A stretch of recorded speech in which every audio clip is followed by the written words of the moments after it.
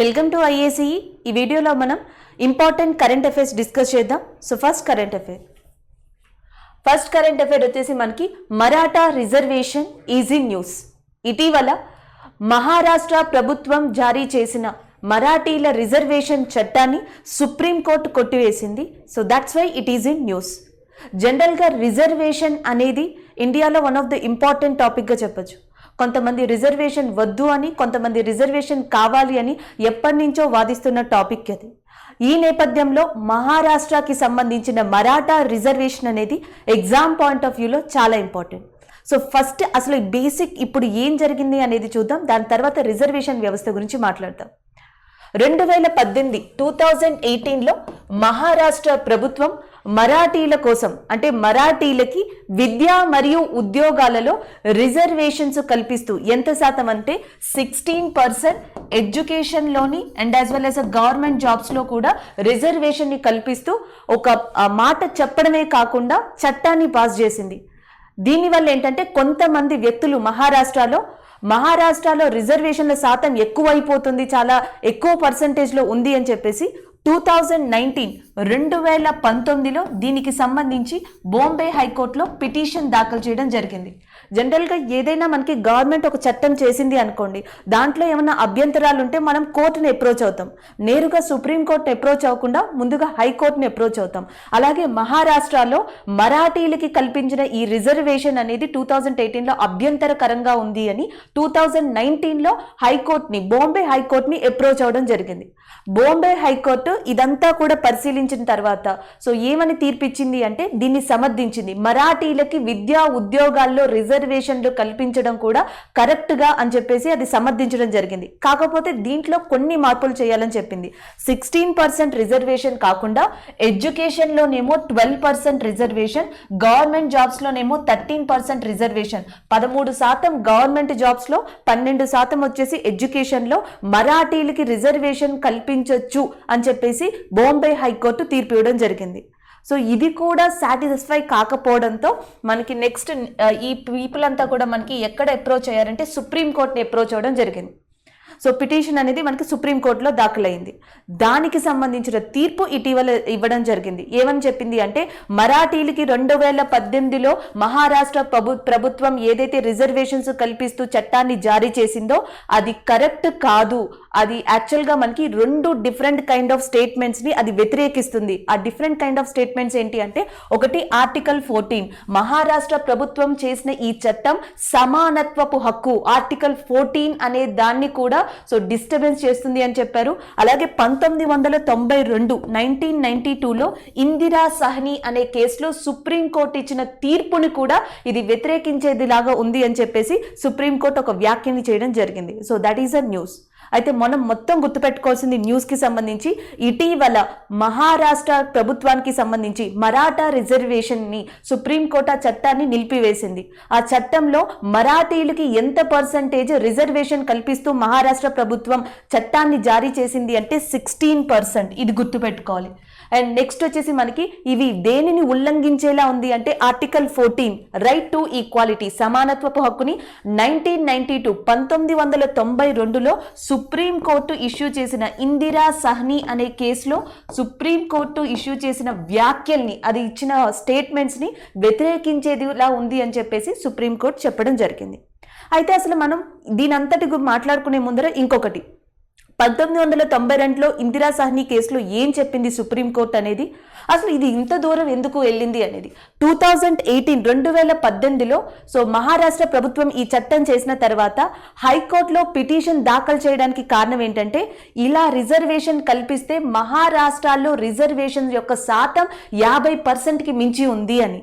So దీనివల్ల ఏంటంటే ఎక్కువ హై డామినేషన్ అనేది రిజర్వేషన్ కేటగిరీకి వెళ్తుంది. హై డామినేషన్ అనేది అవడం వల్ల ఆర్టికల్ 14 అనేది ఉల్లంఘించబడుతుంది, సమానత్వ హక్కు అనేది కనిపించదు.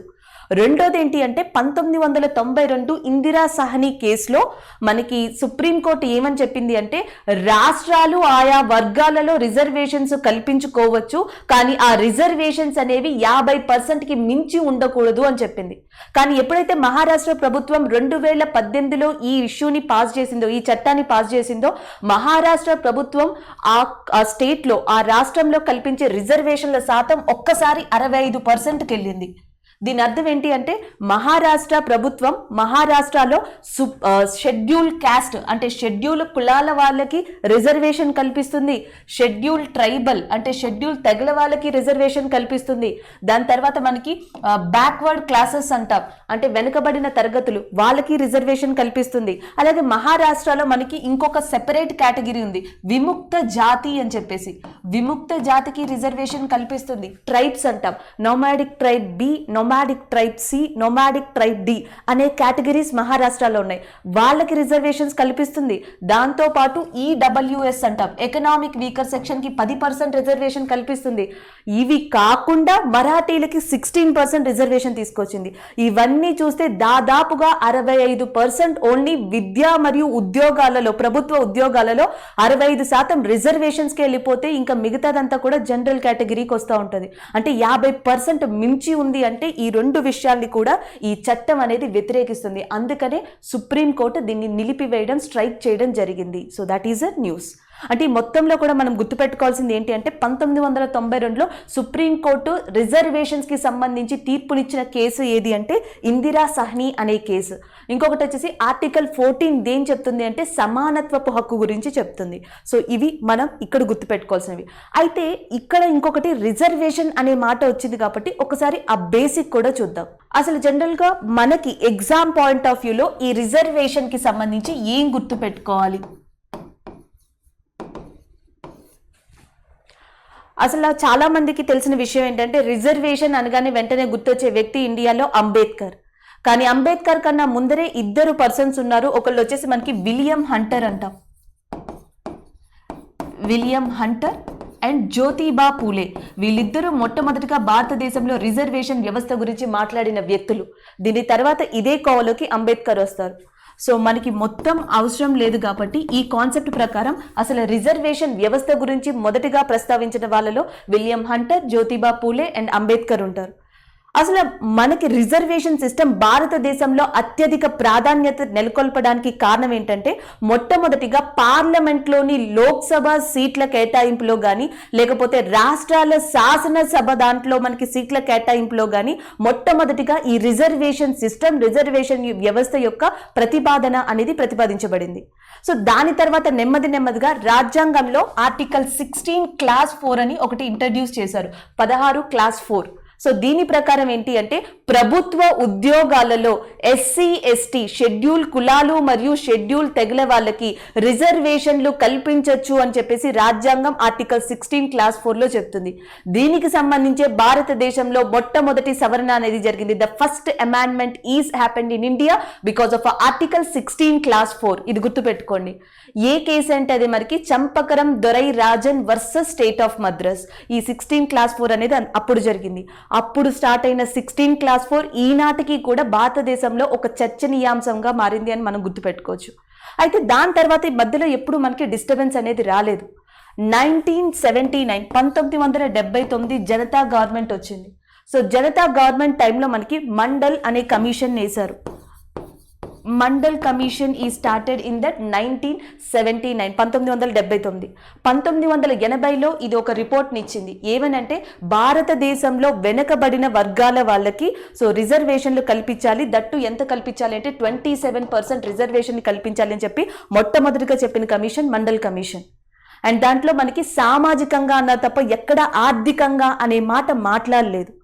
1992 అంటే 1992, 1991 ఆ టైంలో మనకి భారతదేశంలో ఈ బ్యాక్వర్డ్ క్లాసెస్కి కూడా రిజర్వేషన్స్ కల్పించడం స్టార్ట్ చేశారు. సో దాని తర్వాత చాలా ప్రాబ్లమ్స్ వచ్చాయి. ఆ ప్రాబ్లమ్స్లో వన్ ఆఫ్ ద ఇంపార్టెంట్ కేసే ఇందిరా సహనీ కేసు. ఇందిరా సాహ్ని కేసులో ఏంటి అంటే రిజర్వేషన్లు అనేవి మెరిట్ పరంగా చూడండి, ఆర్థిక పరంగా చూడండి, సామాజిక పరంగా, కులం పరంగా చూడొద్దు అని చెప్పేసి Indira Sahni versus government of India case in 1992 1992లో వచ్చింది. అప్పుడు సుప్రీంకోర్టు ఒక తీర్పు ఇచ్చింది. ఏమని అంటే ఇప్పుడున్న పరిస్థితుల్లో ఇలాంటి నిర్ణయం కరెక్టే, అంటే బ్యాక్వర్డ్ క్లాసెస్ కి రిజర్వేషన్ కల్పించడం కరెక్టే, కానీ ఏ స్టేటు కూడా ఇండియాలో 50%కి మించి ఇలాంటి వర్గాల వారికి సామాజిక పరంగా రిజర్వేషన్స్ కల్పించకూడదు అనేది ఒక స్టేట్మెంట్ పాస్ చేసింది. అయితే దీన్ని వ్యతిరేకించిన రాష్ట్రాలు కూడా ఉన్నాయి. వ్యతిరేకించడం ఇన్ ద సెన్స్ ఈ తీర్పుని పట్టించుకోకుండా ఉల్లంఘించి తమ స్టేట్స్లో 50%కి మించి ఇప్పుడు కూడా రిజర్వేషన్లు కల్పించిన రాష్ట్రాల్లో వన్ ఆఫ్ ద స్టేట్ మహారాష్ట్రతో పాటు తమిళనాడుతో పాటు హర్యానాతో పాటు Telangana, Haryana, Tamil Nadu and as well as Maharashtra, ఈ 4 స్టేట్లు కూడా 50%కి మించి అత్యధికమైన రిజర్వేషన్స్ ని తమ స్టేట్స్ లో కల్పించాయి. They are completely opposite to that Indira Sawhney కేసు కూడా. ఇది మనం ఒక పాయింట్ ఆఫ్ వ్యూలో చూడొచ్చు. అండ్ నెక్స్ట్ ఇంకొక విషయం వచ్చేసి మనకి ఎగ్జామ్ పాయింట్ ఆఫ్ వ్యూలో గుర్తుపెట్టుకోవాల్సింది. ఇక్కడ వరకు మనకి ఏం చెప్తున్నాము అంటే బ్యాక్వర్డ్ క్లాసెస్కి సంబంధించిన ఆ రిజర్వేషన్ సిస్టము, ఆ గొడవలు, ఆ కేసు గురించి మాట్లాడాం. సో దాని తర్వాత ఏం జరిగిందంటే నెమ్మదిగా సొసైటీలో మార్పు రావడంతో 2018లో SCBC అనే చట్టాన్ని తీసుకొచ్చారు. అంటే సోషల్లీ ఎకనామికల్లీ బ్యాక్వర్డ్ క్లాసెస్ 2018లో ఆర్థికంగా వెనుకబడిన వారి గురించి మొట్టమొదటిసారిగా ఆలోచించారు. SCBC అనే చట్టాన్ని 2018లో తీసుకొచ్చారు. అయితే ఈ 2018లో తీసుకొచ్చిన చట్టం ప్రకారం ఎవరిని ఇందులో చేర్చాలి, ఎవరిని ఇందులో చేర్చకూడదు అనే అల్టిమేటం అధికారం ప్రెసిడెంట్ ఆఫ్ ఇండియాకి మాత్రమే ఉంటుంది. ఒక రాష్ట్రం తమ రాష్ట్రంలో ఉన్న వాళ్ళని ప్రపోజ్ చేస్తే ఆ పీపుల్ని కేంద్రానికి చెప్తే, కేంద్రం ప్రెసిడెంట్ ఆఫ్ ఇండియాకి చెప్తే ఆ పర్టిక్యులర్ పీపుల్ని, ఆ పర్టిక్యులర్ వర్గాన్ని social and economic backward classes కింద దీంట్లో చేర్చే హక్కు ఓన్లీ రాష్ట్రపతికి, ప్రెసిడెంట్ ఆఫ్ ఇండియాకి మాత్రమే ఉంది. దాన్ని తీసుకొచ్చారు. తర్వాత 2019 టైంలో 103వ సవరణ 103rd అమెండ్మెంట్ యాక్ట్ ద్వారా భారతదేశంలో ఆర్థికంగా వెనుకబడిన వాళ్ళకి ఎకనామిక్ వీకర్ సెక్షన్ అని చెప్పేసి 10% రిజర్వేషన్ బిల్లుని కూడా తీసుకురావడం జరిగింది. అంటే మీరు జనరల్ గా చూస్తే ఫస్ట్ టైం మనం ఇండిపెండెన్స్ వచ్చిన తర్వాత ఓన్లీ సీట్ల కేటాయింపు, పార్లమెంటు శాసనసభలో రిజర్వేషన్స్ కోసమే మనం చూసాం. దాని తర్వాత రాజ్యాంగంలో ఇచ్చిన ఆర్టికల్ 16 క్లాస్ 4 ప్రకారం ప్రభుత్వ ఉద్యోగాలలో రిజర్వేషన్స్ గురించి మాట్లాడాం. 1992 తర్వాత మనకి విద్యలో కూడా, ఎడ్యుకేషన్ లో కూడా మనకి ముఖ్యంగా ఈ schedule caste, schedule tribe, backward classes వాళ్ళ యొక్క రిజర్వేషన్ కల్పించాలి అని చెప్పేసి ప్రభుత్వం ఒక పాత్ ని వేసిందని చెప్పొచ్చు. 2018 తర్వాత క్రైటీరియా మారిపోయింది. ఏంటి అంటే విద్య గాని, ఉద్యోగం గాని, ఈ అన్ని కేటగిరీస్ లో సామాజికంగా వెనుకబడిన వారితో పాటు ఆర్థికంగా వెనుకబడిన వారిని కూడా గవర్నమెంట్ కన్సిడర్ చేసింది. దానికి ఎగ్జాంపులే 2018లో వచ్చిన SCBC చట్టం అండ్ 2019లో 103వ సవరణ 103rd అమెండ్మెంట్ యాక్ట్ ద్వారా వచ్చిన ఎకనామిక్ వీకర్ సెక్షన్ అని కూడా చెప్పొచ్చు ఈ bill, 10% bill. So this is all about that reservation system. ఇది మనం కొంతవరకే మనం మాట్లాడగలం. ఈ రిజర్వేషన్ సిస్టము మరాఠా కాకుండా ఇంకొకటి వచ్చేసి మనకి ఈ రోజు న్యూస్ లో ఉన్నది మరాఠా. కాబట్టి ఈ మరాఠీలు టోటల్ మహారాష్ట్ర పాపులేషన్ లో 1/3 ఉన్నారు. మొత్తం మహారాష్ట్ర పాపులేషన్ 100% అనుకుంటే దాంట్లో 1/3% మనకి మరాఠాసే మహారాష్ట్రలో ఉన్నారు అని చెప్పేసి మనం గుర్తుపెట్టుకోవచ్చు. So this is about that Maratha reservation system in India. అయితే ఇక్కడ ఇంకొక ఇంపార్టెంట్ ఏంటంటే ఆర్టికల్స్ ని కూడా గుర్తుపెట్టుకోండి. ఒకటి 16 క్లాస్ 4, ఇంకొకటి ఆర్టికల్ 330, 332, 330 నుంచి 332 ఆర్టికల్స్. ఇవి ఏం మాట్లాడుతున్నాయి అంటే భారతదేశంలో పార్లమెంటులో కానీ, రాష్ట్ర శాసనసభల్లో కానీ సో ఈ రిజర్వేషన్ సీట్ల కేటాయింపు గురించి 330, 332 ఆర్టికల్స్ అనేవి మాట్లాడుతున్నాయి. నెక్స్ట్ వచ్చేసి ఆర్టికల్ 243D అంటాం. 243D ప్రకారం పంచాయతీ రాజ్ వ్యవస్థలో రిజర్వేషన్ల గురించి మాట్లాడేది, SC ST సీట్ల కేటాయింపు గురించి మాట్లాడేది 243D. అండ్ 243T అంటాం, 243T అని చెప్పొచ్చు. సో దీని ప్రకారం ఏంటి అంటే మున్సిపాలిటీలో రిజర్వేషన్ల సీట్ల గురించి మాట్లాడేది 243T. 243D వచ్చేసి మనకి పంచాయతీరాజ్ వ్యవస్థలో, 330, 332 వచ్చేసి మెయిన్గా దేని గురించి మాట్లాడుతున్నాయి అంటే so that is about the సీట్ల కేటాయింపు పార్లమెంటు మరియు రాష్ట్ర శాసనసభల గురించి. ఇవి articles and as well as important information. So next one, Parvat Dhara Yojana is in news. యోజన అని కనిపిస్తుంది కాబట్టి అది మనకి స్కీమ్ అని తెలుసు. సో ఇటీవల ఏ రాష్ట్రం పర్వత్ ధారా యోజన అనే దాన్ని స్టార్ట్ చేసింది అంటే Himachal Pradesh. So recently Himachal Pradesh started a scheme Parvat Dhara Yojana. ఇది దేనికోసం అంటే ముఖ్యంగా వాటర్ సిస్టమ్కి సంబంధించి, అంటే నీటి వ్యవస్థ గురించి, నీటిని భద్రపరచుకోవడం కోసం అండ్ ఎక్కువగా నిల్వ చేసుకోవడం కోసం ఇరిగేషన్ సిస్టమ్ని మెరుగుపరచడానికి, అంటే వ్యవసాయ పారుదలకి కానీ హిమాచల్ ప్రదేశ్లో నీటి అవసరాలకి కానీ మ్యాక్సిమం పీరియడ్ ఆఫ్ టైం, ఎక్కువ కాలం ఎక్కువ శాతం నీటిని భద్రపరచడానికి స్టోరేజ్ చేయడం కోసం ఈ ప్రాజెక్ట్ని స్టార్ట్ చేశారు. సో అది దీని యొక్క ఆబ్జెక్టివ్, లక్ష్యం. దాదాపుగా 20 కోట్లు 20 crores వెచ్చించి 10 డిస్ట్రిక్ట్స్లో అంటే 10 జిల్లాల్లో హిమాచల్ ప్రదేశ్లో ఈ ప్రాజెక్ట్ని స్టార్ట్ చేయనున్నారు. అది పర్వత ధారా యోజనకి సంబంధించిన main information. Current affair related question అడిగితే ఎలా అడుగుతారు? ఇటీవల పర్వత ధారా యోజన అనేది న్యూస్లో ఉంది, అది ఏ స్టేట్ స్టార్ట్ చేసింది అని అడుగుతారు. హిమాచల్ ప్రదేశ్. లేదా రీసెంట్గా హిమాచల్ ప్రదేశ్ ఎంత మొత్తం వెచ్చించి పర్వత ధారా యోజన అనే పథకాన్ని స్టార్ట్ చేసింది అంటే దట్ ఈస్ 20 కోట్లు 20 crores స్టార్ట్ చేసింది. పర్వత ధారా ఉంది కాబట్టి ఈ క్వశ్చన్ ఎట్లా ఇవ్వచ్చు? పర్వత ధారా యోజన ఇటీవల హిమాచల్ ప్రదేశ్ ప్రారంభించింది. ఇది దేనికోసం? ఒకటి మనకి వాటర్ వ్యవస్థ, వాటర్ సిస్టమ్, నీటి వ్యవస్థ కోసం. రెండోది పర్వత వ్యవస్థ అంటే మనకి మౌంటైన్ సిస్టమ్ కోసం. అండ్ మూడోది వచ్చేసి ఇంకా డిఫరెంట్ రోడ్లు కానీ. సో నాలుగోది వచ్చేసి ఆల్ ఆఫ్ ద ఎబో ఇలా ఇవ్వచ్చు. పర్వత ధారా ఉంది కాబట్టి మనం గుర్తుపెట్టుకోవాల్సింది ముఖ్యంగా ఇది నీటి కోసం. It's not for mountains, it's for the water. నీటి వ్యవస్థని మెరుగుపరచడానికి ఈ పథకం స్టార్ట్ అయింది. సో నీరు హిమాచల్ ప్రదేశ్ అంటున్నాం కాబట్టి మనం ముఖ్యంగా మాట్లాడాల్సింది హిమాచల్ ప్రదేశ్లో ఏ వాటర్ రిసోర్సెస్ ఉన్నాయి. సో అది కూడా మనం ఇక్కడ చూద్దాం. హిమాచల్ ప్రదేశ్లో ముఖ్యంగా ఉండే నదుల్లో ఇంపార్టెంట్గా రావి నది ఒకటి ఉంది అండ్ ఇంకొకటి వచ్చేసి సట్లజ్ నది అనేది ఉంది. సో రావి సట్లజ్ రెండు కూడా ఇంపార్టెంట్ నదులు. ఎక్కడ అంటే మనకి హిమాచల్ ప్రదేశ్లో. సట్లజ్ నది మీద హిమాచల్ ప్రదేశ్లో కట్టిన డ్యామ్ ఏది అంటే బాక్రా అనే డ్యామ్ని కట్టారు. భారతదేశంలోనే 2వ అతి ఎత్తైన dam, the second highest dam in India, Bhakra Nangal అంటాం. బాక్రా అనేది హిమాచల్ ప్రదేశ్లో ఉంది, నంగల్ అనేది పంజాబ్లో ఉంది. సో ఈ బాక్రా అనే దాన్ని సట్లజ్ నది మీద హిమాచల్ ప్రదేశ్లో కట్టారు. అండ్ నెక్స్ట్ రావి నది మీద మనకి చమేరా అనే డ్యామ్ని కన్స్ట్రక్ట్ చేయడం జరిగింది. చమేరా డ్యామ్ అనేది హిమాచల్ ప్రదేశ్లో ఉంది రావి నది మీద. అండ్ నెక్స్ట్ వచ్చేసి ఇంకొకటి మహారాణా ప్రతాప్ సాగర్. సో మనకి మహారాణా ప్రతాప్ సాగర్ అనేది కూడా ఎక్కడ ఉంది అంటే that is located in Himachal Pradesh. ఈ 3 ఇంపార్టెంట్ సోర్సెస్గా గుర్తుపెట్టుకోండి. అంటే హిమాచల్ ప్రదేశ్లో మహారాణా ప్రతాప్ సాగర్ కానీ, సట్లజ్ కానీ, రవి కానీ, చామేరా డ్యామ్ కానీ, లేకపోతే బాక్రా నంగల్, ఇవన్నీ కూడా వాటర్ రిసోర్సెస్, నీటి వ్యవస్థకి సంబంధించిన వనరులు. ఇలాంటి వనరుల్ని అత్యధిక మోతాదులో అత్యధిక కాలం మనం స్టోర్ చేసుకోవడం కోసం, ఎవరు అంటే హిమాచల్ ప్రదేశ్ వాళ్ళు స్టోర్ చేసుకోవడం కోసం ఇప్పుడు పర్వత ధారా యోజన అనేది స్టార్ట్ అయింది. ఇది మనకి ఇక్కడ ఇంపార్టెంట్గా గుర్తుపెట్టుకోవాల్సిన విషయం. అయితే హిమాచల్ ప్రదేశ్ అనేది కూడా న్యూస్లో ఉంది కాబట్టి హిమాచల్ ఫార్మేషన్ డే అడిగే ఛాన్స్ ఉంటుంది. సో మనకి హిమాచల్ ఫార్మేషన్ 25th Jan అవ్వడం జరిగింది. సో 26th Jan ఏమో మనకు వచ్చేసి రిపబ్లిక్ డే అని చెప్తాం. 25th Jan హిమాచల్ ప్రదేశ్ యొక్క ఫార్మేషన్ డే. ఎప్పుడు ఫామ్ అయింది అంటే 1971 1971లో ఫామ్ అయింది. ఈ Maharashtra formation day, Himachal formation day, Andhra Pradesh అవతరణ దినోత్సవం ఇలా అడుగుతారు కాబట్టి దాన్ని గుర్తుపెట్టుకోండి. అలాగే హిమాచల్ ప్రదేశ్ యొక్క ప్రత్యేకత ఏంటి అంటే ప్రతి రాష్ట్రానికి మన ఇండియాలో ఒక క్యాపిటల్ ఉంటుంది, కానీ కొన్ని రాష్ట్రాలకి 2 క్యాపిటల్స్ 2 రాజధానులు ఉంటాయి. అలా 2 రాజధానులు ఉన్న వన్ ఆఫ్ ద స్టేట్ ఒక రాష్ట్రం ఏది అంటే హిమాచల్ ప్రదేశ్. హిమాచల్ ప్రదేశ్కి ఒక క్యాపిటల్, ఒక రాజధాని వచ్చేసి షిమ్లా అనేది ఉంది. ఇంకొక రాజధానిగా ఉన్నది మనకి ధర్మశాల. 2 క్యాపిటల్స్ ఉంటాయి హిమాచల్ ప్రదేశ్కి, షిమ్లా, ధర్మశాల. షిమ్లా అనేది సమ్మర్లో క్యాపిటల్, ధర్మశాల అనేది వింటర్లో క్యాపిటల్. అలాగే హిమాచల్ ప్రదేశ్ యొక్క చీఫ్ మినిస్టర్ పేరు కూడా గుర్తుపెట్టుకోండి, జైరామ్ ఠాకూర్. ఎక్కువగా మనకి ఈ ఎగ్జామినేషన్స్లో గవర్నర్ని కానీ చీఫ్ మినిస్టర్ కానీ అడుగుతారు కాబట్టి Himachal Pradesh chief minister Jairam Thakur and governor Bandaru Dattatreya. ఇవి మన హిమాచల్ ప్రదేశ్కి సంబంధించి. అయితే ఒక్కొక్కసారి హిమాచల్ ప్రదేశ్కి సంబంధించి పండుగలు అనేవి కరెంట్ అఫైర్స్లో కనిపిస్తూ ఉంటాయి. అలా ఎక్కువగా కనిపించే పండుగల్లో మనకి కనిపించేది లోసార్. భారతదేశంలో మనకి లోసార్ అనే ఫెస్టివల్ ఏ రాష్ట్రంలో కూడా ఫేమస్ అంటే హిమాచల్ ప్రదేశ్. సో దానితో పాటు ఇంకొకటి వచ్చేసి మనకి సెజో అనే పండుగ నిర్వహిస్తారు.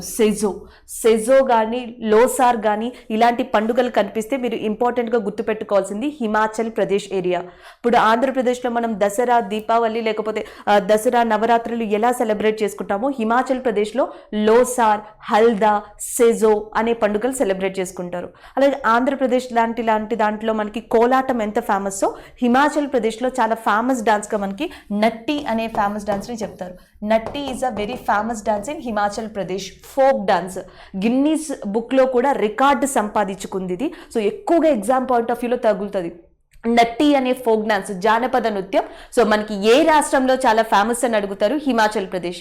రాజధానిలో వచ్చేసి Shimla, Dharamshala. Chief minister Jairam Thakur. Formation day 25 Jan 1971 అనేది ఫార్మేషన్ డేగా ఉంది. ఇది హిమాచల్ ప్రదేశ్ గురించి. హిమాచల్ ప్రదేశ్లో నదులు, హిమాచల్ ప్రదేశ్ యొక్క స్కీమ్ వచ్చేసి పర్వత ధారా యోజన. సో దీని పక్కన పెడితే హిమాచల్ ప్రదేశ్ దేనితో బోర్డర్ని షేర్ చేసుకుంటుంది అంటే ముఖ్యంగా ఒకటి వచ్చేసి మనకి టిబెట్ ప్రాంతంతో బోర్డర్ని షేర్ చేసుకుంటుంది అని చెప్పేసి మనం గుర్తుపెట్టుకోవచ్చు. టిబెట్ ప్రాంతంతో బోర్డర్ని షేర్ చేసుకునే స్టేట్ ఏది ఇండియాలో అంటే Himachal Pradesh area.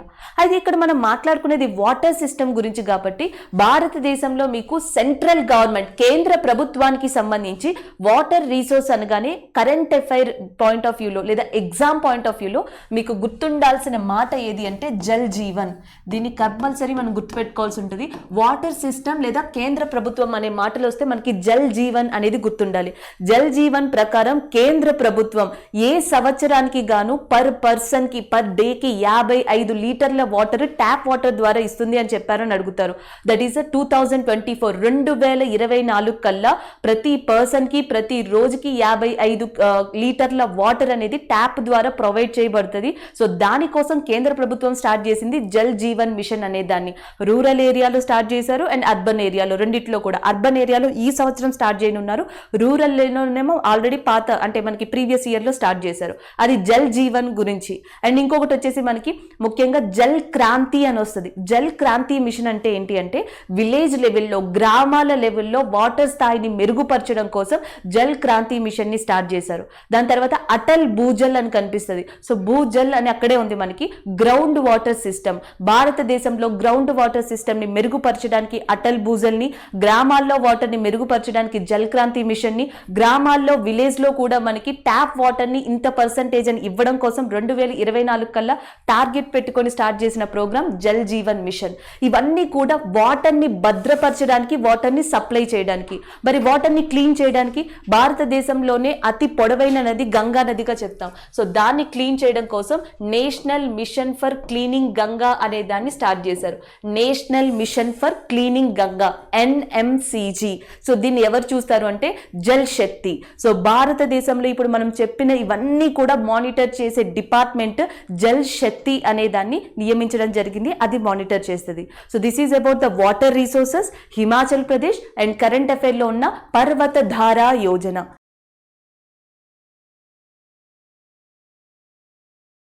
Next one, Mayflower 400 is in news. Mayflower 400 అనేది మనకి దేనికి సంబంధించింది అంటే షిప్కి సంబంధించి. సో జనరల్గా మనకి షిప్స్ అనేవి ఆల్రెడీ తెలుసు, ప్రపంచంలో చాలా పెద్ద షిప్స్ ఉన్నాయి and as well as submarines ఉన్నాయి. అండ్ నెక్స్ట్ ఈ షిప్స్ యూజ్ చేసి మనకి వెపన్స్ని అటాచ్ చేసే టెక్నాలజీ ఉంది. లాట్ ఆఫ్ డిఫరెంట్ టెక్నాలజీతో నడిచే షిప్స్ కూడా ఉన్నాయి. అయితే మేఫ్లవర్ 400 ఉండడానికి కారణం ఏంటంటే ఇది ప్రపంచంలోనే మొట్టమొదటి ఆర్టిఫిషియల్ ఇంటెలిజెన్సీతో వర్క్ చేసే మనకి రోబోట్ షిప్గా చెప్పొచ్చు. The world's first ship which is completely manufactured and used by using a technology of artificial intelligence. So అందుకని చెప్పేసి మనకి ఇది న్యూస్లో ఉండడం జరిగింది. అయితే ఫస్ట్ దీని యొక్క ఫీచర్స్ అనేవి చూద్దాం, తర్వాత ఆర్టిఫిషియల్ ఇంటెలిజెన్స్ గురించి మాట్లాడతాం. ఈ షిప్ అనేది ఆల్మోస్ట్ మనకి 15 మీటర్స్ లాంగ్, సో 15 మీటర్ల పొడవుతో 15 metres long and almost 9 tons వెయిట్తో నిర్మించబడింది. దీని యొక్క జర్నీ అనేది ఎప్పుడు స్టార్ట్ అవుతుంది అంటే 15th మే. సో మే 15న, ఈ మంత్ మే 15న అట్లాంటిక్ ఓషన్, అట్లాంటిక్ సముద్రం గుండా సో ఈ షిప్ అనేది ట్రావెల్ చేయబోతుంది. ఇది దీని యొక్క ఫీచర్స్. అయితే దీని యొక్క హైలైట్ వన్ ఏంటి అంటే జనరల్గా షిప్లో మనకి ఇది వరకు అయితే completely it depends on that man. అంటే మనకి మనిషే దాన్ని నడపాల్సి వచ్చేది, మనిషే దాన్ని డైరెక్ట్ చేయాల్సి వచ్చేది. సో కొంచెం ఎదురుకెళ్ళిన తర్వాత, కొంచెం ఇంప్రూవ్ అయిన తర్వాత, డెవలప్మెంట్ వచ్చిన తర్వాత we're using a machinery technology. కొన్ని మిషన్స్ యూజ్ చేయడం, కొంత టెక్నాలజీని యూజ్ చేయడం. ఇంకొంచెం డెవలప్ అయిపోయిన తర్వాత 80% టెక్నాలజీ అండ్ 20% మాన్యువల్. అయితే ఇది 100% కూడా completely used by the technology. Unmanned ship. So మనకి మనుషులతో సంబంధం లేకుండా ఓన్లీ డైరెక్టెడ్, అంటే మనకి ప్రీ డైరెక్షన్ తో నడిచే వన్ ఆఫ్ ద షిప్ గా దీన్ని చెప్పొచ్చు. సో అది దీని యొక్క ప్రత్యేకత. అయితే మనం గుర్తుపెట్టుకోవాల్సింది, ఇటీవల మే ఫ్లవర్ 400 అనేది కనిపించింది. అది ఏంటి అని అడిగితే షిప్, లేదా అది ఏ రకానికి చెందింది అంటే ఆర్టిఫిషియల్ ఇంటెలిజెన్సీ. ప్రపంచంలో మొట్టమొదటి ఆర్టిఫిషియల్ ఇంటెలిజెన్సీ టెక్నాలజీతో తయారు చేసిన లేదా నెక్స్ట్ ఉపయోగించబోతున్న షిప్ ఏది అని అడిగితే మే ఫ్లవర్ 400గా గుర్తుపెట్టుకోవచ్చు. మెరైన్ రీసెర్చ్ ఆర్గనైజేషన్, మెరైన్ పరిశోధనా సంస్థ అయిన ప్రోమెర్ అండ్ ఐబిఎం, ఈ రెండు కలిసి ఈ ప్రాజెక్ట్ ని చేపట్టాయి. ఐబిఎం, ప్రోమెర్ కలిసి దాదాపుగా కొన్ని కోట్లని వెచ్చించి 15 మీటర్స్ లాంగ్, 9 టన్స్ వెయిట్ ఉన్న ఈ మే ఫ్లవర్ 400 అనే షిప్ ని తయారు చేశాయి. సో ఇది దీని యొక్క హైలైట్. అయితే దీని యొక్క ప్రత్యేకత ఏంటి? ఫస్ట్ ఒకటి చెప్పుకున్నాం, అన్మాన్డ్ వెహికల్ అని చెప్పేసి, మనుషులు లేకుండా నడిచేది. అండ్ రెండోది వచ్చేసి ఇది ఏం చేస్తుందంటే, ముఖ్యంగా ఇది మామల్స్ ని రికగ్నైజ్ చేస్తుంది. మామల్స్ అంటే అర్థం క్షీరదాలు. సో మనకి సముద్రంలో ఏవైతే క్షీరదాలు ఉంటాయో, మామల్స్ ఉంటాయో, వాటిని ఎక్వాటిక్ యానిమల్స్, మెరైన్ యానిమల్స్, సముద్రపు జంతువుల్ని, సముద్రపు క్షీరదాల్ని ఇది రికగ్నైజ్ చేస్తుంది. అండ్ రెండవ ఇంపార్టెంట్ థింగ్ ఏంటంటే, మనకి మెరైన్ పొల్యూషన్, అసలు ఎంతవరకు మనకి సముద్రాలు అనేవి పొల్యూట్ అయి ఉన్నాయి, ఎక్కడెక్కడ పొల్యూట్ అయి ఉన్నాయి, ఇవన్నీ కూడా ఇది రికార్డ్ చేయడం జరుగుతుంది. Marine pollution and marine aquatic animal ని రికగ్నైజ్ చేయగల కెపాసిటీ దేనికి ఉంది అంటే మే ఫ్లవర్ 400 కి ఉంది. అండ్ దాంతో పాటు దీనికి 6 different kind of high resolution cameras ని అటాచ్ చేశారు. అండ్ న్యూ సోనార్ అప్డేటెడ్ టెక్నాలజీని అటాచ్ చేశారు. దాంతో పాటు ఒక హైడ్రోఫోన్ ని కూడా అటాచ్ చేయడం జరిగింది. అయితే ఎగ్జామ్ పాయింట్ ఆఫ్ వ్యూలో మనకి ఇది అవసరం, హైడ్రోఫోన్. హైడ్రోఫోన్ ని ఎక్కడ యూజ్ చేస్తారు అంటే, to measure the sound under water, నీటి అడుగున సౌండ్ ని రికగ్నైజ్ చేయడం కోసం, సముద్రంలో మనకి నీటి సౌండ్ ని రికగ్నైజ్ చేయడం కోసం హైడ్రోఫోన్ ని యూజ్ చేస్తారు. అంటే ఈ మొత్తంలో మనం గుర్తుపెట్టుకోవాల్సింది hydrophone which is measured for sound in under the water. And ఇంకొక ఇంపార్టెంట్ ఇష్యూ వచ్చేసి మనకి అక్వాటిక్ మామల్స్ పొల్యూషన్ ని కూడా ఇది ఏం చేస్తుంది అంటే మెజర్ చేస్తుంది. So this is all about that Mayflower 400. దీనికి మే ఫ్లవర్ 400 అని పేరు పెట్టడానికి కారణం ఏంటి అంటే, 1620 సంవత్సరం 1620లో ఇంగ్లాండ్ నుంచి గ్రూప్ ఆఫ్ పీపుల్ అమెరికాకి మే ఫ్లవర్ అనే షిప్ ద్వారా ప్రయాణించారు. అదప్పుడు కంప్లీట్ గా మ్యాన్ ఓరియంటెడ్, అంటే కంప్లీట్ గా మనిషే దాన్ని గైడ్ చేయాలి. అయితే ఇప్పుడు వచ్చిన అప్డేటెడ్ వర్షన్ మే ఫ్లవర్ 400 అసలు మనుషులు లేకుండానే ఈ షిప్ అనేది ట్రావెల్ చేస్తుంది. That is the difference between the 1620 and 2021 అని చెప్పొచ్చు. అప్పుడున్నది మే ఫ్లవర్ అనే షిప్పే, ఇప్పుడున్నది మే ఫ్లవర్ 400 అనబడే షిప్. సో ఈ రెండింటికి ఉన్న కంప్లీట్ డిఫరెన్స్ ఇది. నేమ్ ఒకటే కానీ ప్రిఫరెన్స్లు అనేవి కంప్లీట్ గా వేరు. అయితే మనం ఇంకేం గుర్తుపెట్టుకోవచ్చు అంటే artificial intelligence. So next updated version in the world. ప్రపంచంలో ఇంకా ముందర మనం ఏం చూడబోతామంటే, ఇప్పుడు మనం 5G టెక్నాలజీని చూడబోతున్నాం. అండ్ నెక్స్ట్ వచ్చేసి ఆర్టిఫిషియల్ ఇంటెలిజెన్సీ. ఇప్పటికే ప్రపంచంతో బాగా పాపులర్ లో నేమ్ ఉన్నది ఏది అంటే Sophia. The Sophia human robot అని చెప్పొచ్చు. ఆర్టిఫిషియల్ ఇంటెలిజెన్సీతో కంప్లీట్ గా వర్క్ చేసేది. చైనా ఇంకొంచెం ముందరికి అడిగేసి ప్రపంచంలోనే మొట్టమొదటి న్యూస్ రీడర్ రోబోట్ ని మ్యానుఫ్యాక్చర్ చేసింది. అది కూడా ఆర్టిఫిషియల్ ఇంటెలిజెన్స్ యూజ్ చేసి. దాని పేరు జాంగ్జువాన్. Zhangzuan is the first human news reader robot and which is manufactured by the China and by using artificial intelligence. ఒకప్పుడు ఏమంటారు, ఒకవైపు ఆర్టిఫిషియల్ ఇంటెలిజెన్స్ ఉంది, ఒకవైపు వచ్చేసి మనకి ఈ షిప్ గురించి ఉన్న ఇన్ఫర్మేషన్ ఉంది. ఈ రెండింటిని ఈ కరెంట్ అఫైర్ లో క్యారీ చేయాలి. ఎందుకంటే ఇటీవల మే ఫ్లవర్ 400 కనిపించింది అని అడుగుతారు. సో మే ఫ్లవర్ 400 దేనికి సంబంధించింది అంటే షిప్, లేదా అది ఏ టెక్నాలజీతో అండి, nano technology, sensor technology, whatever they are using a words and ఈ పదం ఇచ్చే ఛాన్స్ ఉంటుంది. ఆర్టిఫిషియల్ ఇంటెలిజెన్సీ ఏ కంట్రీస్ కాంట్రిబ్యూట్ చేశాయి అది కూడా కావాలి కదా. ఇన్ని వేల కోట్లు ఖర్చు పెట్టిన కంట్రీస్ ఏవి అంటే స్విట్జర్లాండ్, యుఎస్ మరియు స్విట్జర్లాండ్ దీని యొక్క మెయిన్ కాంట్రిబ్యూటర్స్ గా ఉన్నాయి. So that is about that Mayflower 400. Next one, covid loan book is in news. ఇటీవల ఆర్బీఐ గవర్నర్ శక్తికాంత్ దాస్ కొన్ని ప్రకటనలు చేయడం జరిగింది. So that's why it is in news. అటు బ్యాంక్ రంగానికి, ఇటు కోవిడ్ కారణంగా పరిశ్రమలు ఏవైతే ప్రాబ్లమ్స్ ఫేస్ చేస్తున్నాయో వీళ్ళిద్దరికీ కూడా కొన్ని సొల్యూషన్స్ కల్పించారు ఆర్బీఐ గవర్నర్. సో అందులో ఉన్న ఇంపార్టెంట్ కీ ఫ్యాక్టర్స్ చూద్దాం. ఒక కీ ఫ్యాక్టర్ వచ్చేసి ఆన్ ట్యాప్ విండో ద్వారా 50,000 కోట్లని 50,000 crores ని ఆర్బీఐ బ్యాంక్స్ కి మంజూరు చేయనుంది. సో ఎందుకు వీళ్ళు బ్యాంక్స్ కి 50,000 కోట్లని ఇస్తున్నారంటే లిక్విడిటీగా రుణాల్ని కల్పించడం కోసం. ఎవరికి అంటే హెల్త్ కేర్ ఇండస్ట్రీకి లేదా హెల్త్ కేర్ రంగానికి సంబంధించిన వాళ్ళకి, ఆరోగ్య రంగానికి సంబంధించిన వాళ్ళకి రుణాల్ని కల్పించడం కోసం reserve bank of India banks కి 50,000 కోట్ల లిక్విడిటీని అందించనుంది. సో దీనికోసం లోన్ బుక్ అనే దాన్ని డెవలప్ చేయమని reserve bank of India banks కి ఒక ఇష్యూని జారీ చేయడం జరిగింది, ఒక నోట్ ని జారీ చేయడం జరిగింది. So that's why it is in news. ఈ రుణాల్ని కూడా ఎవరికి ఇస్తారంటే ముఖ్యంగా మనకి ఇప్పుడు మెడికల్ ఆక్సిజన్ ప్లాంట్స్ కి సంబంధించి ఎవరైతే దాన్ని బిల్డప్ చేస్తున్నారో అవి కానీ, లేకపోతే ల్యాబొరేటరీస్ కానీ, టెస్టింగ్ సెంటర్స్ కానీ, హాస్పిటల్స్ కానీ, మెడిసిన్ మ్యానుఫ్యాక్చరింగ్ అండ్ ట్రాన్స్పోర్టేషన్ కానీ, ఈ రంగాలన్నిటికీ సంబంధించి ఎవరికైతే రుణాలు కావాలో ఆ రుణాలు వెసులుబాటు కల్పించేందుకు బ్యాంక్స్ కి 50,000 crores ని ఆర్బీఐ ఇటీవల విడుదల చేయనుంది. సో ఆ స్టేట్మెంట్ ఒక దాన్ని చెప్పడం జరిగింది. ఇది కూడా ఒక ప్రాసెస్ తో ఎవరికైతే ఈ రంగానికి సంబంధించి రుణాలు కావాలో సో వాళ్ళు ఆ పర్టికులర్ బ్యాంక్ దగ్గర రిజిస్ట్రేషన్ చేసుకున్న తర్వాత సో ఈ 50,000 కోట్ల నుంచి ఈ ఆన్ ట్యాప్ లిక్విడిటీ విండో నుంచి ఆ రుణం అనేది మంజూరు చేయబడుతుంది. దీంట్లో కూడా కండిషన్స్ ఏంటంటే, కండిషన్స్ అని చెప్పలేము, దీంట్లో ఉన్న మెయిన్ థింగ్స్ ఏంటంటే ఈ రుణం అనేది మనకి 3 సంవత్సరాలకి గాను 3 సంవత్సరాల పరిమితి 3 years కాల పరిమితితో ఇవ్వబడుతుంది. అంటే మనకు బ్యాంక్స్ నుంచి ఏదైనా మనీ తీసుకున్నప్పుడు ఇంట్రెస్ట్ తీసుకుంటాం. సో ఇక్కడ ఇంట్రెస్ట్ మెయిన్ గా ఏంటి అంటే రెపో రేట్. ఇప్పుడు ప్రస్తుతం ఎంతైతే రెపో రేట్ ఉందో ఆ రెపో రేట్ యొక్క వాల్యూనే ఇక్కడ ఇంట్రెస్ట్ రేట్ కింద కూడా కన్సిడర్ చేస్తారు. అంటే బ్యాంక్స్ 3 సంవత్సరాల కాల పరిమితికి గాను సో రెపో రేటు యొక్క ఇంట్రెస్ట్ ఎంతైతే ఉందో సో ఆ ఇంట్రెస్ట్ రేటు మీదే ఈ రుణాలని ఇవ్వబోతున్నాయి. ఇప్పుడు రెపో రేట్ వచ్చేసి మనకి 4% ఉంది. అంటే 4% ఇంట్రెస్ట్ రేటుతో 3 సంవత్సరాల కాల పరిమితికి గాను ఏవైతే హెల్త్ కేర్ ఇండస్ట్రీస్ ఉంటాయో వాటన్నిటికీ కూడా బ్యాంక్స్ ఇప్పుడు రుణాలు ఇచ్చే వెసులుబాటుని కల్పించింది లిక్విడిటీ అమౌంట్ ఇవ్వడం ద్వారా. ఎంత అంటే 50,000 crores. సో ఇదే మనకి ఆర్బీఐ గవర్నర్ శక్తికాంత్ దాస్ నిన్న అనౌన్స్ చేసిన కోవిడ్ లోన్ బుక్ యొక్క మెయిన్ ఇన్ఫర్మేషన్. అయితే దీంతో పాటు ఆయన ఇంకొకటి కూడా చెప్పారు, that is GSAC government securities. గత నెల ఆల్రెడీ ఆర్బీఐ గవర్నమెంట్ సెక్యూరిటీకి సంబంధించి 25,000 కోట్లతో ఆల్రెడీ కొన్ని సెక్యూరిటీస్ ని పర్చేస్ చేసింది, కొనుగోలు చేసింది. అయితే ఇక ముందు రోజుల్లో కూడా 35,000 కోట్ల వ్యయంతో గవర్నమెంట్ సెక్యూరిటీస్ ని పర్చేస్ చేస్తాము అని reserve bank of India governor Shaktikanta Das చెప్పడం జరిగింది. ఇంకా మూడోది వచ్చేసి కేవైసీ గురించి, know your customer. So know your customer details గురించి బ్యాంక్స్ కస్టమర్స్ ని ఈ టైంలో ఇబ్బంది పెట్టద్దు అని చెప్పేసి ఆయన చెప్పడం కూడా జరిగింది. ఇంకా నాలుగోది వచ్చేసి మనకి small scale financial banks, SFBs అంటాం కదా, ఈ స్మాల్ ఫినాన్షియల్ బ్యాంక్స్ కి 10,000 కోట్లని మంజూరు చేస్తామని, దానివల్ల మధ్య తరహా చిన్న తరహా పరిశ్రమలకు సంబంధించి రుణాలు ఇవ్వడానికి చాలా ఈజీ వే అవుతుంది అని చెప్పేసి reserve bank of India governor చెప్పడం జరిగింది.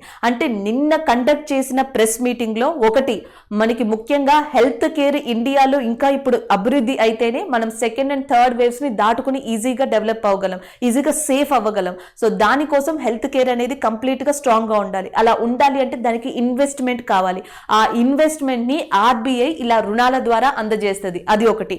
సెకండ్ థింగ్ వచ్చేసి మార్కెట్ ని మనం కంప్లీట్ గా డెవలప్ చేయాలి, మార్కెట్ లో ఉన్న ఇండస్ట్రీస్ ని డెవలప్ చేయాలి. సో దానికోసం అని చెప్పి గవర్నమెంట్ సెక్యూరిటీస్ ని కొనుగోలు చేస్తుంది ఆర్బీఐ. థర్డ్ వచ్చేసి పరిశ్రమలు. సో చిన్న మధ్య తరహా పరిశ్రమలు అంటాం కదా, ఈ చిన్న మధ్య తరహా పరిశ్రమలకి సంబంధించి సో మనకి ఏవైతే రుణాలు కల్పించాలో ఆ రుణాలు కల్పించడానికి స్మాల్ స్కేల్ ఫినాన్షియల్ బ్యాంక్స్ కి 10,000 కోట్లని అందించనుంది. సో నెక్స్ట్ వచ్చేసి కస్టమర్స్ ని ఇబ్బంది పెట్టద్దు అని చెప్పేసి చెప్పడం కూడా జరిగింది. These are all highlights regarding to the RBI governor conducted meeting yesterday. So మనకి నిన్న ఆర్బీఐ గవర్నర్ శక్తికాంత్ దాస్ గారు కండక్ట్ చేసిన మీటింగ్ లో సో ఇవన్నీ కూడా హైలైట్స్ గా చెప్పొచ్చు. మనం ఇక్కడ గుర్తుపెట్టుకోవాల్సింది రెపో రేటు ప్రస్తుతం ఎంత ఉందంటే 4% గా ఉంది. సో దాన్ని గుర్తుపెట్టుకోండి. Next one, steel authority of India limited is in news.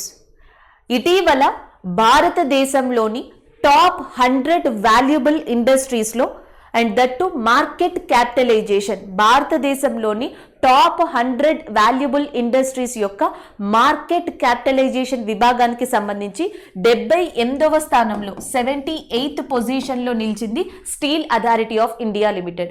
So ఈ మార్కెట్ క్యాపిటలైజేషన్ని మనం ఎంక్యాప్గా కూడా పిలవచ్చు.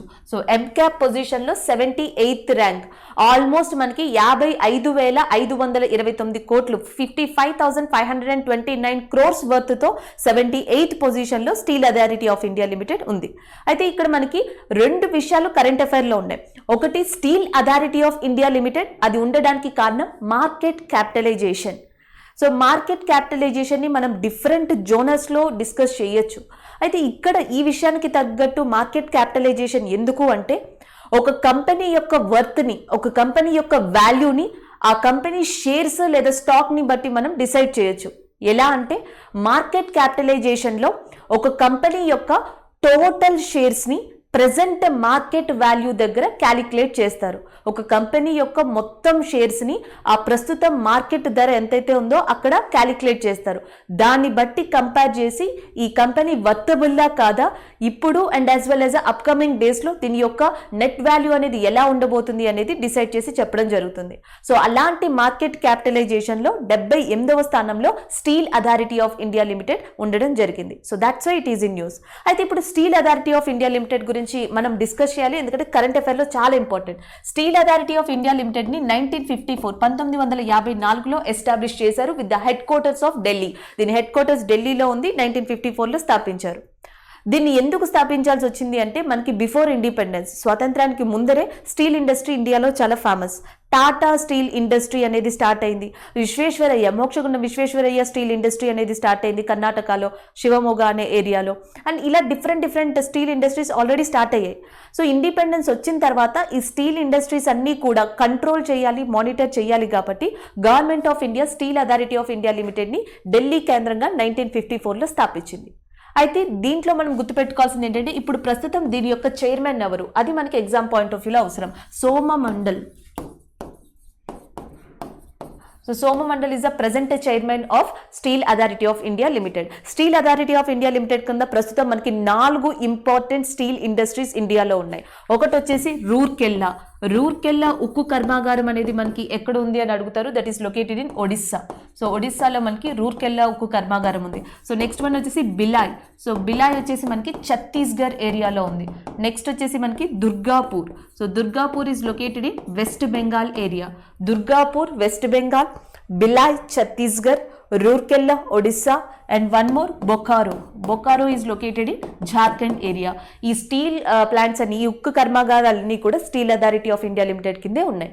So this is about that steel authority of India limited established in 1954 and chairman Soma Mandal and Rourkela Odisha, Bhilai Chhattisgarh, Jharkhand, Bokaro, Durgapur steel plant in West Bengal. Market capitalization పరంగా 78th పొజిషన్లో ఉన్నది steel authority of India limited. Market capitalization ఒక కంపెనీ యొక్క వర్త్ని, ఒక కంపెనీ యొక్క నెట్ వాల్యూని present market values దగ్గర క్యాలిక్యులేట్ చేసి చెప్పడం జరుగుతుంది. That is one of the key factor of market capitalization. So that is about the Steel Authority of India Limited. So next current affair, sauropod dinosaur is in news. Dinosaur జాతికి సంబంధించిన సారోపాడ్ అనేది మనకి న్యూస్లోకి రావడం జరిగింది. చాలా కాలం నుంచి భారతదేశానికి చెందిన జియోగ్రాఫికల్ సర్వే ఆఫ్ ఇండియా శాస్త్రవేత్తలు, GSI శాస్త్రవేత్తలు భారతదేశంలోని పలు ప్రాంతాల్లో డిఫరెంట్ ఏరియాస్లో పూర్వ సంవత్సరాలకి సంబంధించి, అంటే కొన్ని ఏళ్ల క్రితానికి సంబంధించిన యానిమల్స్, జంతువుల యొక్క అవశేషాల గురించి పరిశోధనలు చేస్తున్నారు.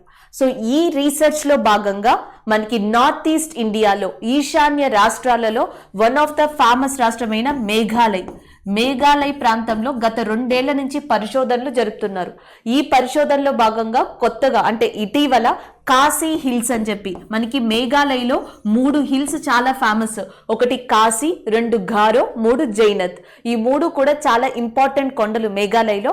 అయితే మేఘాలయలోని ఇటీవల కాశీ హిల్స్, కాశీ కొండలు అనే ప్రాంతంలో డైనోసర్ జాతికి చెందిన సారోపర్డ్ డైనోసర్ యొక్క ఎముకలు, దాని యొక్క అవశేషాలు లేదా బోన్స్ లేదా ఎముకలు అంటాం కదా, సో వాటిని రికగ్నైజ్ చేయడం జరిగింది. That's why it is in news. అయితే మనం గుర్తుపెట్టుకోవాల్సింది, ఇటీవల సారోపాడ్ అనేది న్యూస్ లో ఉంది. అది దేనికి సంబంధించింది అంటే డైనోసర్ కి సంబంధించింది.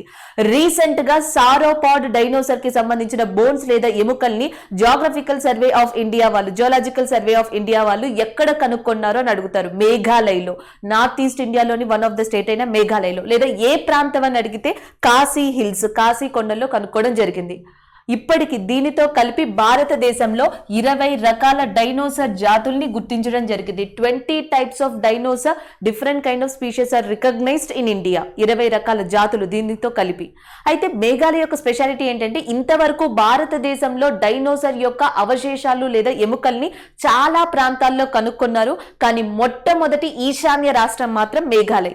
మొత్తం మనకి నార్త్ ఈస్ట్ ఇండియాలో 7 స్టేట్స్ ఉంటాయి కదా, ఈ 7 స్టేట్స్ లో one of the only one state, ఈ 7 రాష్ట్రాల్లో కూడా మొట్టమొదటి రాష్ట్రం డైనోసార్ అవశేషాలు ఎక్కడ కనిపించాయంటే మేఘాలయలో కనిపించడం జరిగింది. అది ఒక ఇంపార్టెంట్. అలాగే భారతదేశంలో ఇంకా ఏ ప్రాంతాల్లో మనకి డైనోసార్ యొక్క ఎముకలు ముఖ్యంగా కనిపించాయంటే ఒకటి మధ్యప్రదేశ్ ఏరియా, అండ్ రెండోది వచ్చేసి మనకి గుజరాత్, అండ్ మూడోది వచ్చేసి తమిళనాడు ఏరియా, అండ్ నాలుగోది వచ్చేసి మహారాష్ట్ర, తమిళనాడు, గుజరాత్, మధ్యప్రదేశ్, ఈ 4 రాష్ట్రాల్లో మనకి డైనోసార్ అవశేషాలు కనిపించాయి. ఇప్పుడు 5వ రాష్ట్రం మేఘాలయ. అంటే భారతదేశంలో 5 రాష్ట్రాల్లో దాదాపుగా 20 రకాలకి సంబంధించిన డైనోసార్ జాతుల యొక్క ఎముకలు మనకి కనిపించడం జరిగింది. ఇది 10 కోట్ల సంవత్సరాల క్రితం నాటివి అని చెప్పేసి జియోలాజికల్ సర్వే ఆఫ్ ఇండియా వాళ్ళు చెప్పడం జరిగింది. So that's why it is in news. అయితే 5 రాష్ట్రాల్లో కనుగొన్నారు, కానీ మొట్టమొదటిగా ఏ రాష్ట్రంలో కనుగొన్నారు అంటే మధ్యప్రదేశ్ ఏరియా. మధ్యప్రదేశ్ లోని జబల్పూర్ ప్రాంతంలో మొట్టమొదటిగా దీని యొక్క డైనోసార్ ఎముకల్ని కనుక్కోవడం జరిగింది. అంటే డైనోసార్ అవశేషాన్ని భారతదేశంలో మొట్టమొదటిగా గుర్తించిన ప్రాంతం Jabalpur, which is located in Madhya Pradesh. అయితే డైనోసార్స్ పేరెత్తగానే భారతదేశంలో చాలా ఇంపార్టెంట్ రాష్ట్రం లేదా ప్రదేశంగా గుజరాత్ ని చెప్పొచ్చు. ఎందుకంటే గుజరాత్ లోని ఇంపార్టెంట్ ప్లేసెస్ లో, డిఫరెంట్ ప్లేసెస్ లో అండ్ డైనోసార్ కి సంబంధించిన ప్లేసెస్ ఉన్నాయి. అంటే డైనోసార్ కి సంబంధించిన మ్యూజియం గానీ పార్క్స్ గానీ ఉన్నాయి. డైనోసార్ ఫాజిల్ పార్క్, భారతదేశంలో డైనోసార్ ఫాజిల్ పార్క్ అనేది మనకి ఎక్కడ ఉంది అంటే గుజరాత్ లో. అండ్ నెక్స్ట్ వచ్చేసి భారతదేశంలోనే మొట్టమొదటి మనకి డైనోసార్ మ్యూజియం కమ్ పార్క్ ని కూడా ఎక్కడ నిర్మిస్తున్నారు అంటే గుజరాత్ లోనే. అంటే డైనోసార్ ఫాజిల్ పార్క్ గుజరాత్ లోనే ఉంది, museum come park. So museum come park అనేది కూడా మనకి ఎక్కడ కట్టారంటే గుజరాత్ లో, దట్టు 3D అవైలబుల్, 3D టెక్నాలజీతో. ప్రపంచంలో ఇలాంటివి 3 చోట్ల ఉన్నాయి, 3వది మనకి భారతదేశం. అది గుజరాత్ కి సంబంధించిన ఇంపార్టెంట్ గా చెప్పొచ్చు. అలాగే geological survey of India, GSI యొక్క హెడ్ క్వార్టర్స్ అనేది ఎక్కడ ఉందంటే మనకి కలకత్తాలో ఉండడం జరిగింది. అంటే ఈ మొత్తంలో కూడా గుర్తుపెట్టుకోవాల్సింది, ఇటీవల సారోపాడ్ అనేది ఎక్కడ గుర్తించారు అంటే మేఘాలయలోని కాశీలో. అండ్ మొత్తం భారతదేశంలో ఎన్ని జాతుల్ని గుర్తించారంటే 20. ఎన్ని రాష్ట్రాల్లో అంటే 5 రాష్ట్రాలు. ఫస్ట్ స్టేట్ ఏది అంటే మధ్యప్రదేశ్ లోని జబల్పూర్ ప్రాంతం. డైనోసార్ ఫాజిల్ పార్క్ ఎక్కడ ఉంది అంటే గుజరాత్ లో. Dinosaur museum come park 3D టెక్నాలజీతో ఎక్కడ నిర్మిస్తున్నారు అంటే గుజరాత్ ఏరియాలో. అలాగే దాంతో పాటు జియోలాజికల్ సర్వే ఆఫ్ ఇండియా యొక్క హెడ్ క్వార్టర్స్ ఎక్కడ ఉందంటే that is located in Calcutta area. So ఇవి మనం ఇక్కడ గుర్తుపెట్టుకోవాల్సినవి sauropod dinosaurs. Next one, Himalayas to Denmark is in news. Recent గా హిమాలయ ప్రాంతాల్లో లేదా హిమాలయ రాష్ట్రాల్లో పండించిన చిరుధాన్యాలు, అంటే మనం మిల్లెట్స్ అంటాం కదా, మిల్లెట్స్ లేదా చిరుధాన్యాల యొక్క ఎక్స్పోర్ట్ గురించి మాట్లాడుతున్నారు. ముఖ్యంగా ఉత్తరాఖండ్ అండ్ నెక్స్ట్ వచ్చేసి మనకి ఉత్తరప్రదేశ్ లాంటి ప్రాంతాల నుంచి, ఉత్తరాఖండ్, ఉత్తరప్రదేశ్ అండ్ హిమాచల్ ప్రదేశ్ ఇలాంటి ప్రాంతాల నుంచి సో పండించిన చిరుధాన్యాలు మిల్లెట్స్ ని డెన్మార్క్ కి ఎక్స్పోర్ట్ చేయనున్నారు. So that's why it is in news. అయితే ఇక్కడ మనం గుర్తుపెట్టుకోవాల్సింది ఏంటి అంటే రీసెంట్ గా దీంట్లో ఇంప్రూవ్మెంట్ కనిపించింది, అందుకే ఇది ఇంపార్టెంట్ కరెంట్ అఫైర్. జనరల్ గా ప్రతి సంవత్సరం కూడా మిల్లెట్స్ ని, భారతదేశంలో పండించిన చిరుధాన్యాన్ని మనకి సఫిషియెంట్ గా ఉన్న తర్వాత వేరే కంట్రీస్ కి ఎక్స్పోర్ట్ చేస్తాం, ఎగుమతి చేస్తాం. అలా ఎగుమతి చేస్తున్న దేశాలలో వన్ ఆఫ్ ద దేశంగా డెన్మార్క్ ఒకటి. అయితే ఇటీవల ఎందుకు చెప్పుకుంటున్నామంటే 2019-2020 చూసుకుంటే, 2019-2020 చూసుకుంటే హిమాలయ ప్రాంతాల నుంచి పండించిన చిరుధాన్యాలు లేదా మిల్లెట్స్ డెన్మార్క్ కి ఉత్పత్తి అవడంలో ఎంత పురోగతి సాధించాయంటే 51% డెవలప్మెంట్ ఉంది. అంటే 2019 నుంచి 2020కి 51% ఇంక్రీస్డ్ ఎక్స్పోర్ట్స్ ఆఫ్ మిల్లెట్స్ అని చెప్పొచ్చు. దీనివల్ల ఇండియాకే చాలా బెనిఫిట్ ఉందని కూడా మనం గుర్తుపెట్టుకోవాల్సి ఉంటుంది. ఎందుకంటే మనం వేరే కంట్రీకి ఎక్స్పోర్ట్ ఎక్స్పోర్ట్ చేస్తున్నామంటే ట్రేడ్ విషయంలో మనం ఇంపార్టెంట్గా బెనిఫిట్ పొందుతున్నాం కాబట్టి ఇట్స్ అ ఇంపార్టెంట్ వన్. అలాగే మనం ఇక్కడ మిల్లెట్స్ చిరుధాన్యాలు గురించి చెప్పుకుంటున్నాం. మిల్లెట్స్ అనేవి కామనే, కాకపోతే హిమాలయన్ మిల్లెట్స్లో చాలా డిఫరెంట్ కైండ్ ఆఫ్ వెరైటీస్ ఉన్నాయి. ఫర్ ఎగ్జాంపుల్ మనకి బక్వీట్ అంటాం. బక్వీట్ అనేది హిమాలయాస్లో చాలా ఇంపార్టెంట్ చిరుధాన్యం, మిల్లెట్గా చెప్పచ్చు. దాని తర్వాత అమర్నాథ్ గ్రెయిన్ అంటాం. Amaranth grain, buckwheat. So next వచ్చేసి foxtail millet, foxtail millet. Next వచ్చేసి ఫింగర్ మిల్లెట్. జనరల్గా మనకి ఇక్కడ మామూలుగా గోధుమ కానీ లేకపోతే రైస్ కానీ దొరుకుతూ ఉంటాయి. అయితే ఇక్కడ ఉన్నవన్నీ కూడా మనకి ఎలా కనిపిస్తాయి అంటే, మనకి ఇప్పుడు బాస్మతి రైస్ అని నార్మల్ రైస్ అని ఎలా మాట్లాడతాం, గోధుమల్లో కూడా మనకి చాలా different kind of varieties of గోధుమలు ఉంటాయి. అలాగే హిమాలయ ప్రాంతాల్లో బక్వీట్ అనేది one of the important different kind of చిరుధాన్యాలుగా చెప్పచ్చు. Amaranth grain, next foxtail millet, finger millet, ఇలా చాలా డిఫరెంట్ వెరైటీలో కనిపించే ఇండియాలో పండించే ఈ చిరుధాన్యాల్ని డెన్మార్క్ అండ్ యూరప్ కాంటినెంట్ లో మంచి గిట్టుబాటు ఉన్న మార్కెట్స్ లోకి ఎక్స్పోర్ట్ చేయడం జరుగుతుంది. So that's why it is in news.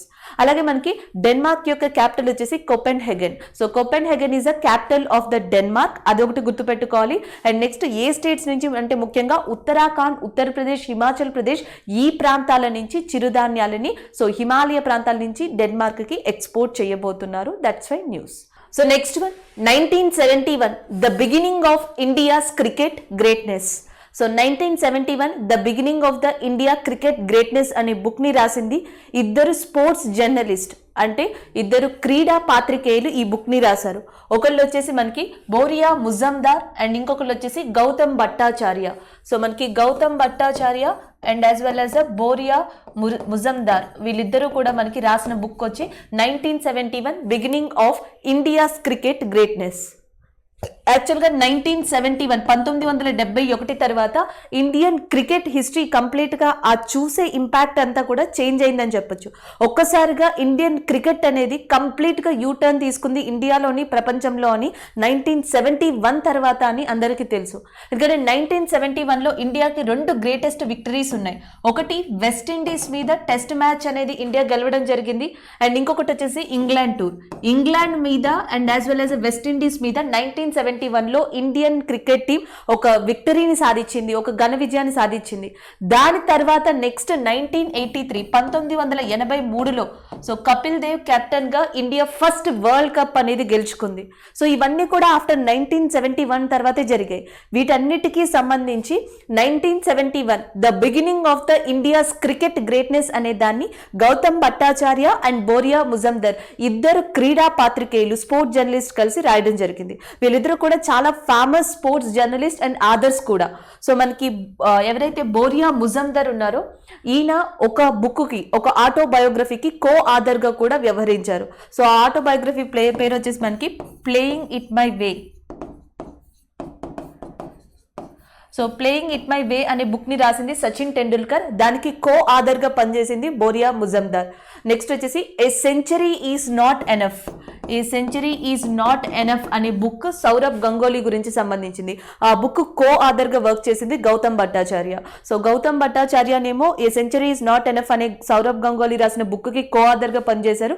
Playing it my వే సచిన్ టెండూల్కర్ రాసిన ఈ బుక్ కి మనకి బోరియా ముజమ్దర్ కో ఆథర్ గా పనిచేయడం జరిగింది. అలాగే ఇటీవల 2020లో బోరియా ముజమ్దర్ ఇంకొక బుక్ ని కూడా రాశారు. దాని పేరు వచ్చేసి మనకి dreams of billions.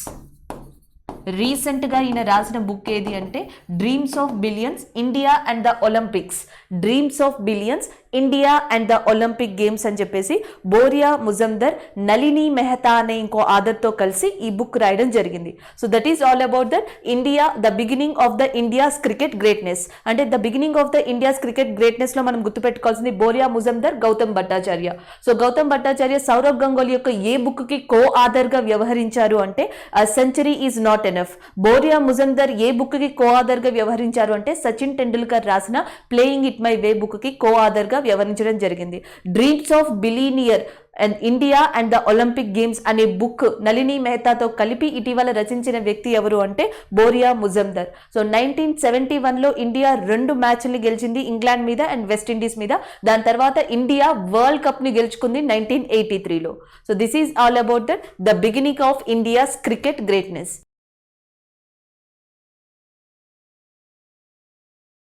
So next డేస్లో వరల్డ్ ఆస్తమా డే, ప్రపంచ ఆస్తమా దినోత్సవం అనేది ఎప్పుడు అంటే May 4th.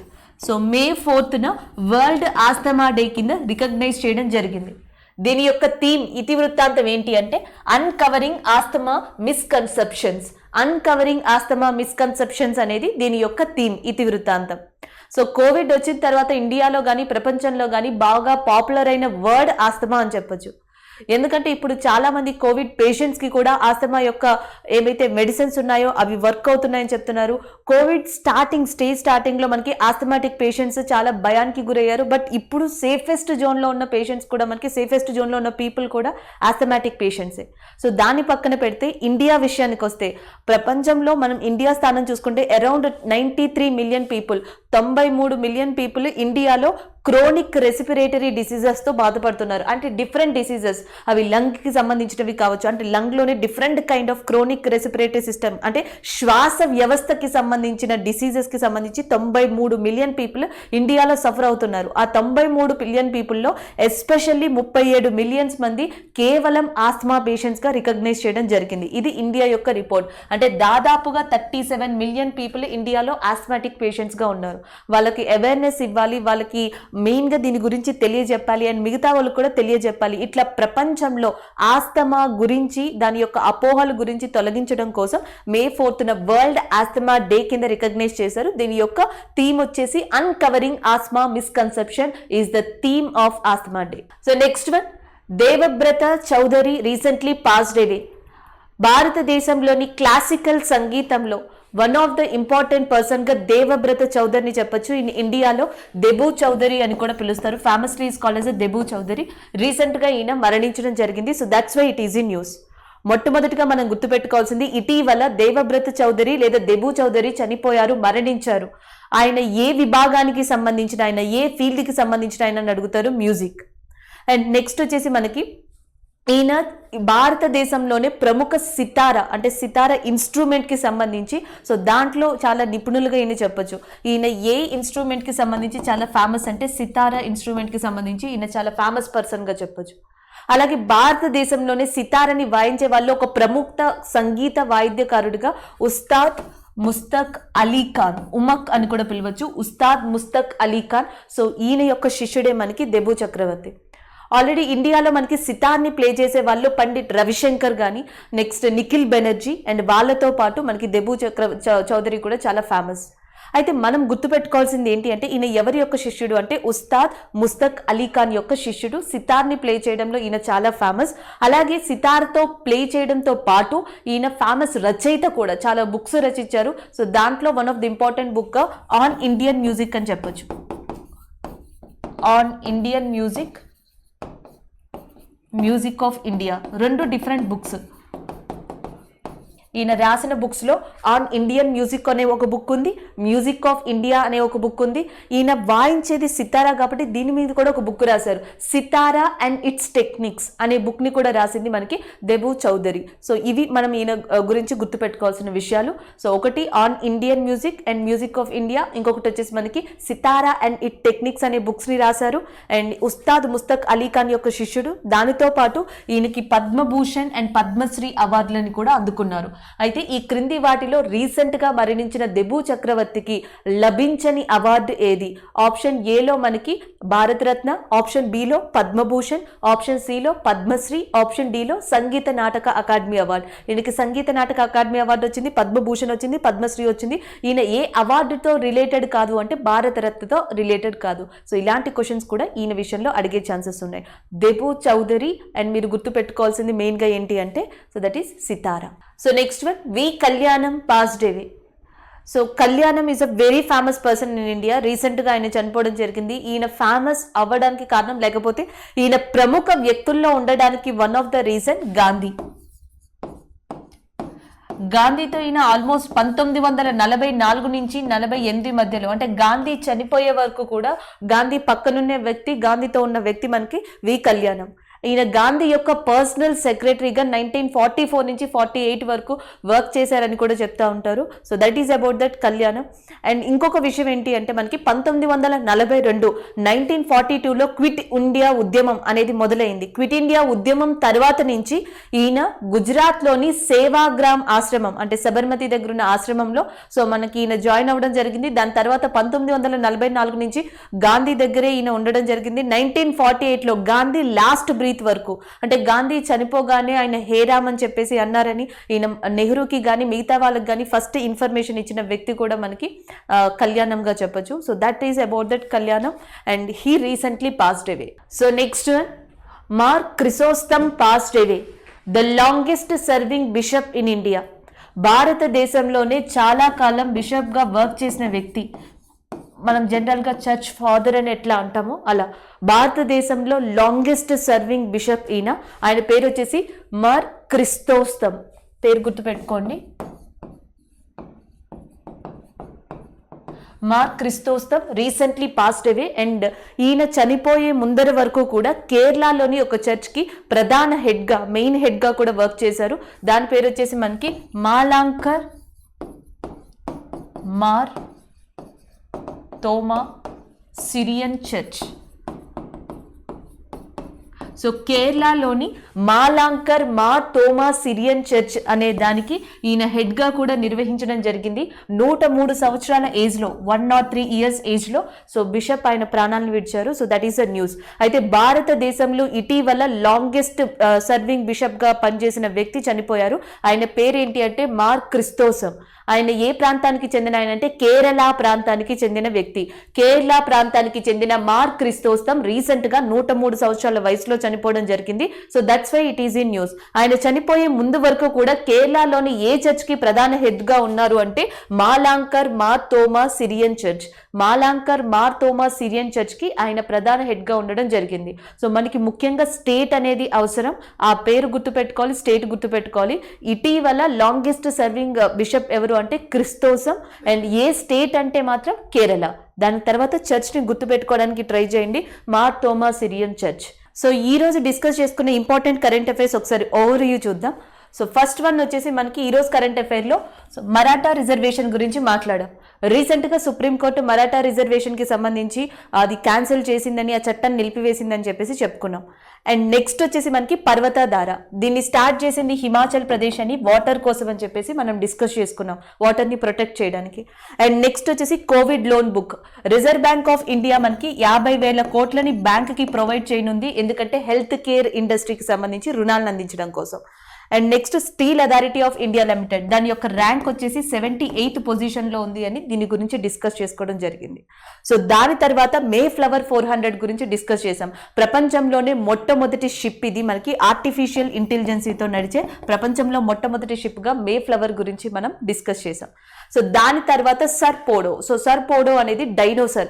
మొట్టమొదటిగా నార్త్ ఈస్ట్ ఇండియాలో మొట్టమొదటిగా ఏ స్టేట్లో రికగ్నైజ్ చేశారంటే మేఘాలయలో ఇటీవల డైనోసర్ ఎముకల అవశేషాన్ని డిస్కస్ చేసాం మనం, రికగ్నైజ్ చేశారని సర్ పోడో అని. అండ్ నెక్స్ట్ వచ్చేసి Himalaya to Denmark, millets. So చిరుధాన్యాలు హిమాలయ ప్రాంతాల నుంచి డెన్మార్క్కి ఇటీవల ఎక్స్పోర్ట్ అవుతున్నాయి, అవి చాలా ఇంక్రీజ్ అయ్యాయి. దాంట్లో ఉన్న వెరైటీస్ గురించి అమర్నాథ్ గ్రెయిన్ కానీ ఫాక్స్టైల్ మిల్లెట్ గురించి కానీ డిస్కస్ చేసాం. దాని తర్వాత 1971 ఇది క్రికెట్ గురించి రాసిన బుక్. సో క్రికెట్ పాత్రికేయులైన మనకి ముజందార్ కానీ గౌతమ్ భట్టాచార్య వీళ్ళిద్దరూ కూడా 1971 నుంచి ఇండియన్ క్రికెట్ ఎలా ఉంది అని చెప్పేసి the beginning of the Indian cricket అనే బుక్ని 1971 అనే దాన్ని రాశారు. సో దాని తర్వాత నెక్స్ట్ వచ్చేసి world asthma day. Every year కూడా 4th మేన వరల్డ్ ఆస్మా డే కింద రికగ్నైజ్ చేశారు. అండ్ నెక్స్ట్ వచ్చేసి దెబూ చౌదరి. సో దెబూ చౌదరి ఒక ప్రముఖ సంగీతకారుడు ఇండియాలో అండ్ రచయిత కూడా. సితారని ప్లే చేయడంలో ఈయన ఇంపార్టెంట్ పర్సన్గా చెప్పుకున్నాం. ఆయన ఇటీవల చనిపోవడం జరిగింది. అండ్ నెక్స్ట్ వచ్చేసి మనకి కళ్యాణం, వి కళ్యాణం. గాంధీ గారి దగ్గర 1944 నుంచి 48 ఆయన చనిపోయే వరకు సెక్రటరీగా పనిచేశారు అని and one of the important వ్యక్తిగా కూడా కళ్యాణంని చెప్పడం జరిగింది. అండ్ నెక్స్ట్ వచ్చేసి మనకి మార్క్ క్రిసోస్టమ్. మార్క్ క్రిసోస్టమ్ భారతదేశంలోనే లాంగెస్ట్ సర్వింగ్ బిషప్. 103 సంవత్సరాల వయసులో కేరళలో ఈయన చనిపోవడం జరిగింది. So that is about the Mark Chrysostom. ఈరోజు మనం మహారాష్ట్ర రిజర్వేషన్స్ దగ్గర నుంచి మార్క్ క్రిసోస్టమ్ వరకు so important books, authors and international national current affairs discuss చేసాం. So this is about the today current affairs. Thank you.